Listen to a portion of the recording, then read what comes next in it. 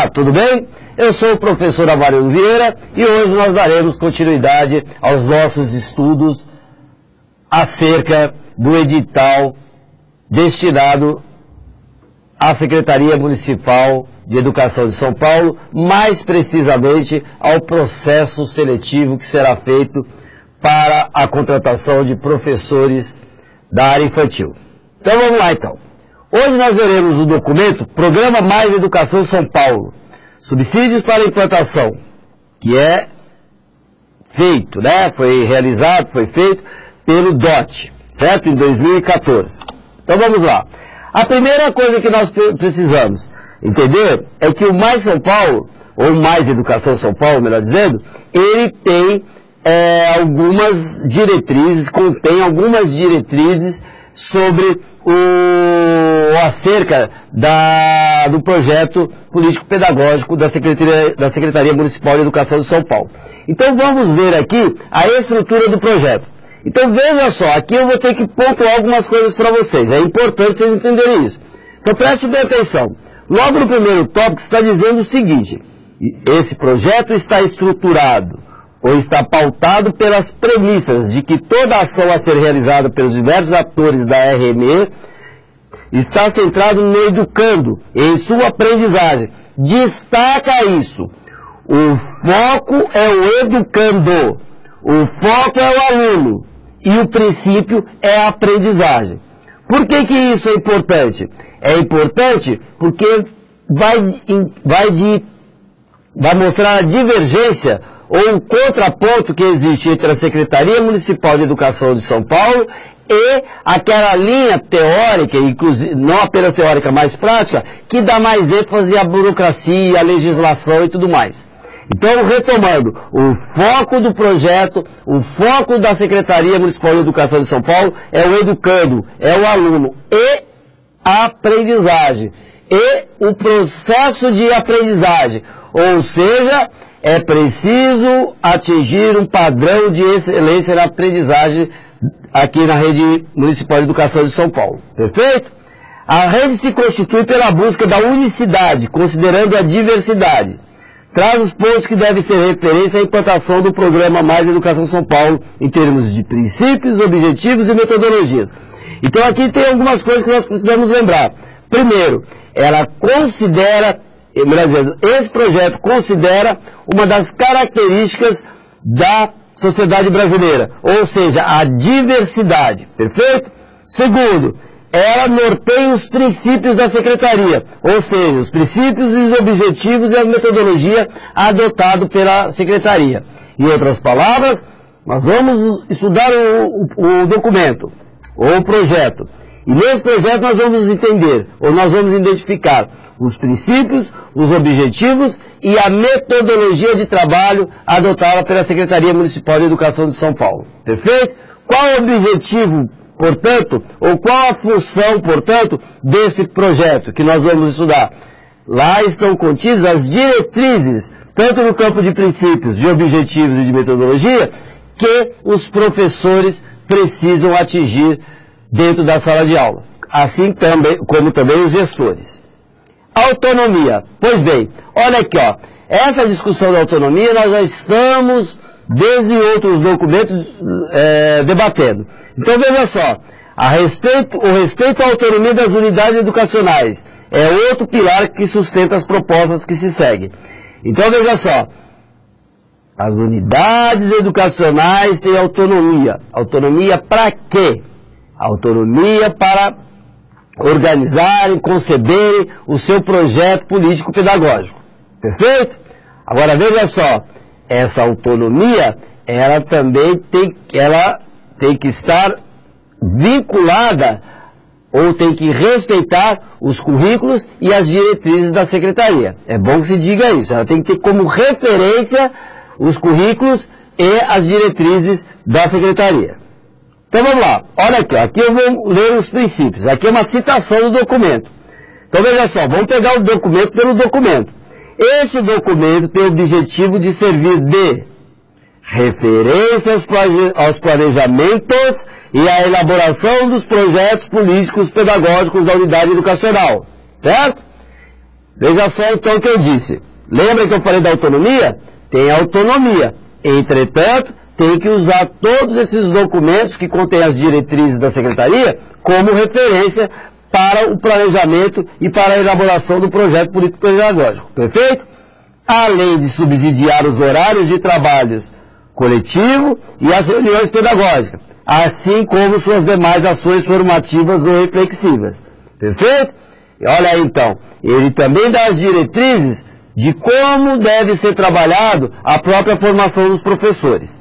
Deve ser compreendido como uma organização de possibilidades de trabalho, para serem estudadas e revisitadas pelos educadores da rede, nos diversos momentos de planejamento e formação.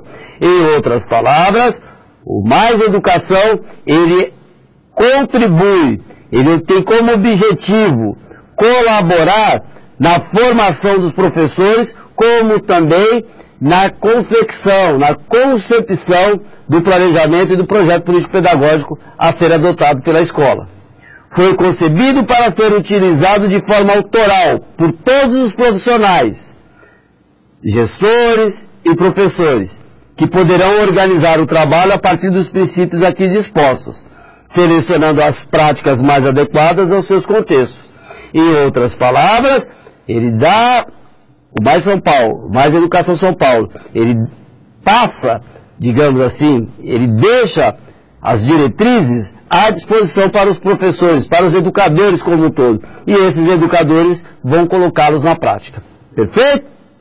Então é isso. Essa definição que eu acabei de ler aqui é a definição que está lá no Mais Educação, certo? No livrinho. Então lá é a definição por ele mesmo, certo? Então vamos lá. Ele é dividido em vários eixos. Vamos pegar o primeiro eixo. São 3 eixos. O primeiro eixo refere-se à qualidade, certo? Então vamos lá. Primeiro, currículo e qualidade social da educação. Aqui, mais uma vez, o professor Alípio Casale, ele vai trabalhar, ele vai dar uma palestra, vai escrever artigos e nós vamos discutir em cima dele. Então a referência é o professor Alípio, tá? Princípios e práticas propostos pelos grupos de trabalho, tá certo? Então é isso. Então vamos lá. Conceito. Aqui também eu vou ler, porque é importante, porque isso é um conceito. É a forma como a prefeitura entende esse conceito do currículo. Então preste atenção.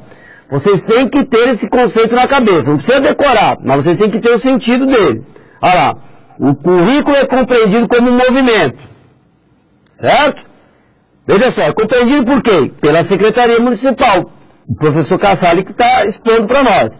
Em processo permanente de reorientação a partir de uma perspectiva dialógica. O que é a reorientação? Ele pode ser reorientado, reordenado durante o processo. A partir de uma perspectiva dialógica. Dialógica entre quem? Entre todos aqueles que estão envolvidos no processo educacional. Sempre pautado pela busca da qualidade social da educação. Destaca a qualidade social da educação. Aqui já tem uma questão central. Eu vou recuperar uma discussão que nós já tivemos em outras oportunidades. O Brasil conseguiu resolver um problema muito sério. Qual era o problema muito sério que o Brasil conseguiu resolver? A inserção dos alunos na escola. Agora é necessário resolver o problema da qualidade da educação que é ofertada aos nossos educandos. Perfeito? Por isso que ele coloca a busca pela qualidade social da educação. Então, o objetivo maior do programa da prefeitura, no caso aqui o Mais São Paulo para a Educação, é exatamente alcançar essa qualidade social da educação, ou um padrão de excelência para a educação de São Paulo. Olha lá o Alípio falando. Vamos lá, olha só. Vou ler aqui, hein? É o Alípio. Um percurso e experiência de formação que se faz uma prática social de ensino, aprendizagem de ensino e pesquisa. Então, vamos pensar isso. O professor Alípio aqui, ele está dizendo o que seria essa qualidade social da educação. aí nós acabamos de analisar aqui. Então é uma formação que se faz numa prática social de ensino, aprendizagem, de ensino e pesquisa. Olha o professor Paulo Freire aqui, tá vendo? Esse daqui é o método Paulo Freire. Ou seja, a escola tem que ser um espaço de construção de conhecimento. A escola tem que ser um espaço onde que esteja tudo junto. Ensino, aprendizagem, ensino e pesquisa. O aluno, ele tem que ser um pesquisador, ele tem que ser um autor. Correto? Agora vamos lá. Que implica todos os sujeitos vinculados, direta ou indiretamente à instituição educacional.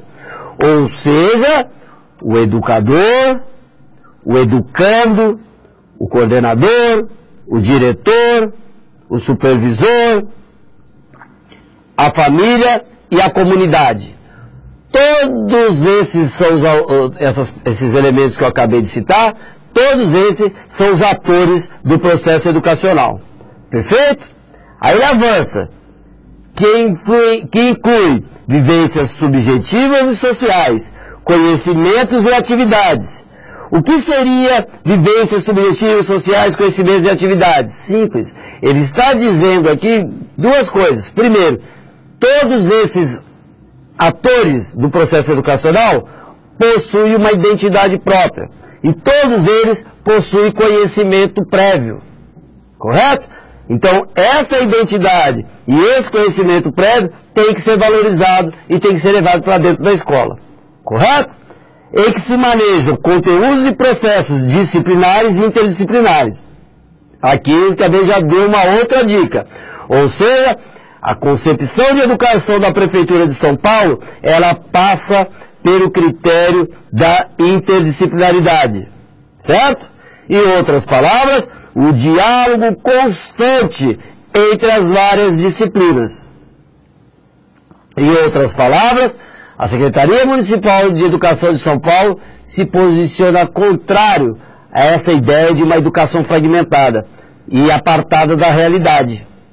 É o contrário. Eles defendem uma educação interdisciplinar e posteriormente, simultaneamente transdisciplinar. Em outras palavras, o diálogo entre as disciplinas e o diálogo da escola, por meio do seu projeto interdisciplinar, com a realidade exterior à escola. Perfeito?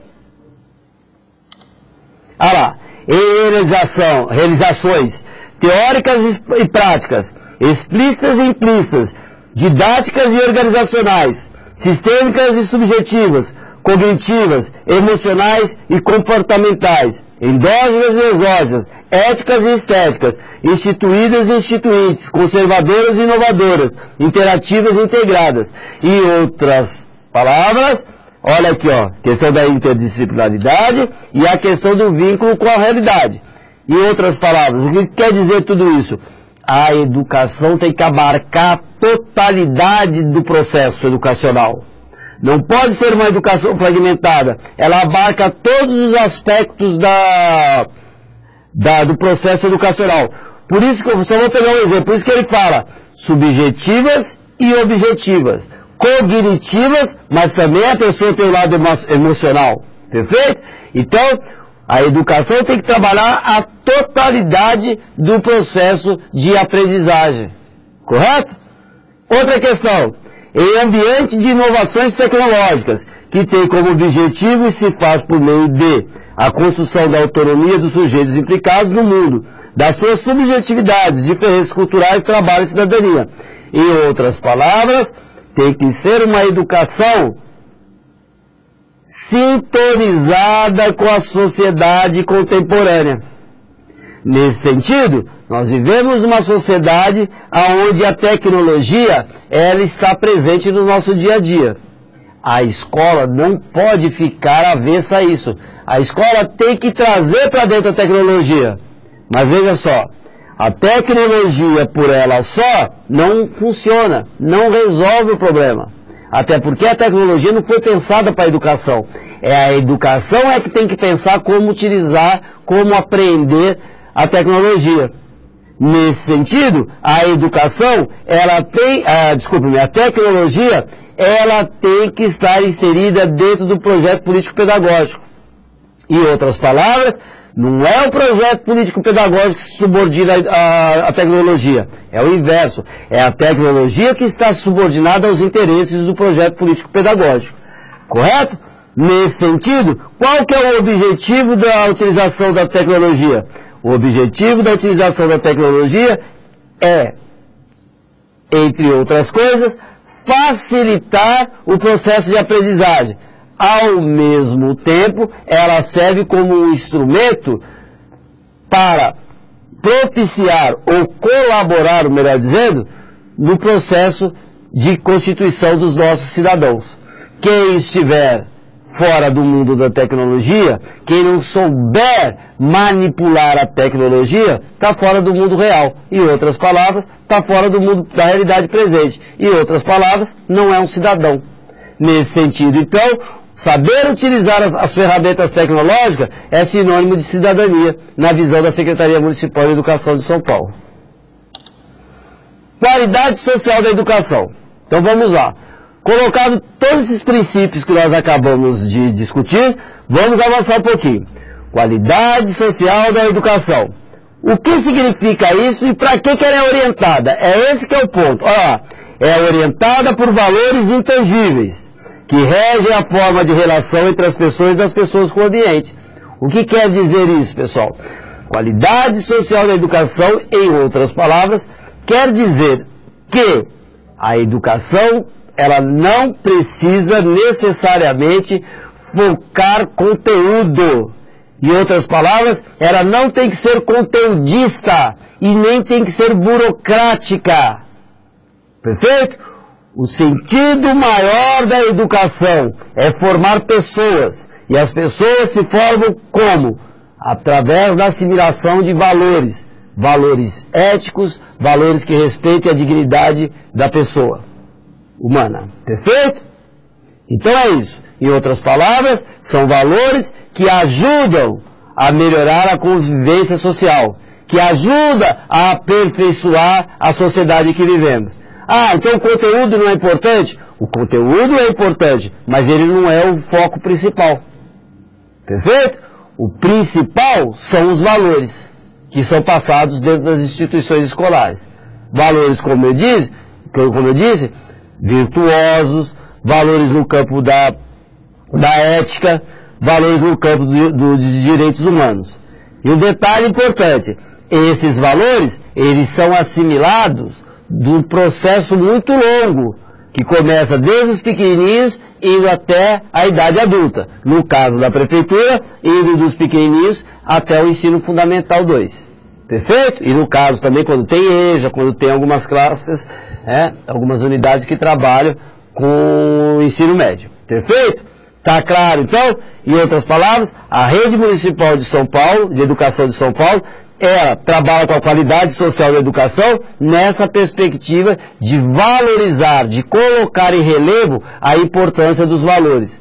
Dos valores nesses patamares que eu acabei de citar, que o objetivo é, entre outras coisas, melhorar a convivência na sociedade. Direitos. Então é isso. A garantia dos direitos está intimamente relacionada à busca da qualidade social da educação. Ora, se é uma educação cidadã, implica em direitos, como também implica em deveres, como nós veremos. Então, veja só, quais são os direitos? É óbvio, o primeiro direito que uma escola tem que garantir é o direito à aprendizagem de qualidade. Então, veja só, os direitos de aprendizagem são aliados dos direitos sociais, políticos, étnicos, culturais, religiosos, entre outros, na afirmação do significado da educação no mundo contemporâneo e do papel da escola na sociedade. Em outras palavras, quem tem acesso a uma educação de qualidade balizada nesses princípios da qualidade social da educação, obviamente vai estar contribuindo para que os direitos chamados sociais, eles também se firmem, se consolidem na sociedade contemporânea, certo? Ou no caso, na sociedade brasileira. Quais são esses direitos sociais? Os direitos políticos, em outras palavras. Vou dar um exemplo. A pessoa vai poder votar melhor, vai poder ter uma participação política melhor. Ético, cultural, religioso. Vai conseguir perceber que nós vivemos numa sociedade diversificada, heterogênea. E, portanto, nós precisamos respeitar uns aos outros e, consequentemente, precisamos o quê? Criarmos uma relação dialógica entre todos os segmentos da sociedade e absorvermos e trocarmos experiências culturais. Certo? É isso. Então, veja só, a educação não resolve o problema da sociedade, mas ela contribui dessa forma que eu acabei de elencar. Qualidade. A qualidade da educação é uma construção histórica, cabendo a realização de uma distinção. Então aqui nós temos algumas diferenças em termos de qualidade da educação. Então vamos pegar aqui. São conceitos que vocês também têm que saber. Qualidades que são ancestrais, certo? Isso é conceito. Exemplo, cuidado com a vida das novas gerações, certo? Então, todos nós, seres humanos, temos a obrigação de pensarmos nas gerações que virão. Nós não podemos perder de vista as novas gerações, certo? Qualidades que são novas. Exemplo, campo social, político e cultural. Democracia, diversidade, sustentabilidade. Essa qualidade é uma qualidade nova. Essa qualidade, na verdade, ela está no campo da cidadania, certo? Por isso que é uma educação cidadã. Uma educação que objetiva formar cidadãos críticos que possam atuar politicamente na sociedade brasileira. Qualidades que são descartadas como pertinentes a uma época já passada, elite, condutor, eugenia, etc. Em outras palavras, uma educação elitista, racista, preconceituosa. É isso, perfeito? Esse tipo de educação autoritária, esse tipo de educação já está descartado. Então, o princípio que norteia a Prefeitura de São Paulo são esses dois princípios. A qualidade ligada à questão ancestral e a qualidade ou a educação de qualidade, né, vinculada a essas questões novas, que eles chamam que está no campo social, democrático, etc. Certo? Distinção. É importante destacar que ter qualidade não é sinônimo de funcionar bem. Aqui é importante. Existem sistemas educacionais que funcionam bem, mas estão totalmente apartados, olha aqui, ó, dessas questões que nós colocamos aqui atrás. Em outras palavras, dessas distinções que nós destacamos, como a questão ancestral e a questão do campo da democracia ou do campo da cidadania. Vou dar 2 exemplos para vocês, eu posso dar até outros. Um exemplo, a educação durante o nazismo era ótima, funcionava, digo o termo de funcionamento, funcionava perfeitamente. E é verdade mesmo, a forma de funcionamento deles era perfeita. Mas e a concepção? A concepção era racista, belicosa, enfim, era algo totalmente absurdo. Posso dar um outro exemplo para vocês hoje, tá? Não tão extremado como o nazismo, mas também é complicadíssimo. Vou dar 2 exemplos. Japão. Via de regra, todo mundo fala da educação no Japão, não é isso? Tá. A educação no Japão, ela é extremamente problemática. Só para que vocês tenham uma ideia, a partir do mês de agosto é o momento onde que todas as famílias ficam preocupadas, porque é o período onde ocorre o maior índice de suicídio de jovens dentro das escolas. Por quê? Porque é uma educação extremamente hierarquizada, autoritária, é uma educação voltada para o resultado, é uma educação que só trabalha a questão das habilidades e competências direcionados para a indústria, direcionado para o mercado. Então o sujeito, ele não é educado na verdade, ele é adestrado e de lá ele é mandado para trabalhar dentro de grandes empresas. E consequentemente ele é pressionado cotidianamente. O seu lado lúdico, o seu lado humano não existe. Certo? Vou dar outro exemplo. E funciona bem no Japão. O funcionamento do Japão é impressionante. Vou dar outro exemplo. A Austrália. Acabei de ler agora, coisa de 3, 4 dias atrás, que a Austrália vai acabar com o ensino de humanas. História, geografia, artes, vai acabar. Só vai ter matérias que possam formar alunos com habilidades e competências destinados ao mercado de trabalho. Ora, é uma educação que não tem perspectiva humanista nenhuma, perspectiva de formação de seres humanos, dentro desses valores que nós acabamos de discutir. Correto? E funciona bem? Não preciso dizer, a hora que eu vi a fotografia da escola, da sala de aula lá, eu fiquei impressionado com a escola. Funciona belíssimamente. Os professores ganham muito bem, tudo muito bem feito, só que nessa perspectiva. Portanto, funcionar bem não quer dizer que a qualidade social da educação é de excelência. Muito pelo contrário, como nesses 3 exemplos que eu acabei de citar para vocês. Novo tempo. O desenvolvimento histórico produziu ao longo do século novos problemas e novas soluções. Ora, se nós estamos com novos desafios, com novos problemas, e ao mesmo tempo temos novas soluções, a escola não pode ficar alheia disso. Em outras palavras, a escola não pode ser alienada em relação à realidade presente. Ao contrário, a escola, ela tem que acompanhar o desenvolvimento da sociedade. Ela tem que estar em sintonia com o desenvolvimento da sociedade. Olha aqui, ó. Então vamos pegar alguns exemplos. A consciência desses problemas e a formação de novas soluções se faz pela identificação de novos valores, direitos e obrigações emergentes, novas qualidades da vida social.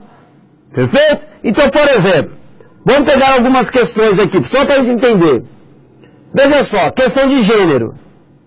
A questão de gênero, coisa de... Vou dar um exemplo, só para a gente ter uma noção. De 10 anos atrás, era impossível ser discutido numa sala de aula. Hoje, gente, essa questão de gênero tem que ser discutida em sala de aula. E abertamente com os alunos. E isso começa na infância. Para que mais à frente nós possamos, aí a preocupação com as novas gerações, o Brasil possa ter uma geração de pessoas, de adultos, que consiga conviver com essa situação de gênero que nós temos hoje, com essa realidade que nós temos hoje, onde existe toda uma diversificação, toda uma questão nova em relação a essa questão de gênero. Outra questão, a questão da identidade, a questão das nacionalidades. O Brasil, desde que os portugueses aportaram aqui, começou um processo constante de migração e de miscigenação, certo? O primeiro estrangeiro a chegar aqui nesse país foram os portugueses, que vieram aqui explorar o país. Tivemos índios, depois vieram os escravos, os negros, escravos, obrigados a vir aqui. Depois outros, melhor dizendo, imigrantes vieram para cá. Italianos, espanhóis, alemães, japoneses. Hoje nós temos os sírios, os bolivianos, os paraguaios. Nós temos os haitianos.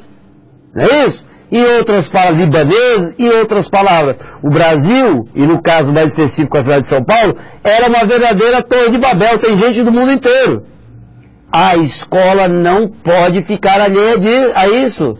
O professor entra dentro de uma sala de aula, ele vai ter pessoas de todos os lugares. Vai ter ali uma criancinha chinesa, outro molequinho boliviano, uma menininha haitiana, um menininho brasileiro com carinha de índio, um outro menino brasileiro com carinha de negro, a menininha com carinha de portuguesa. Percebeu? Então nós vamos ter uma amálgama, tá tudo misturado. E isso nós não podemos esquecer.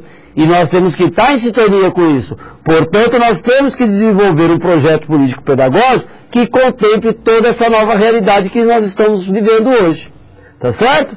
E por isso que coloco aqui, esses problemas podem ser arrolados aproximadamente em termos de, olha lá, novos dilemas. Os novos dilemas que nós vivemos.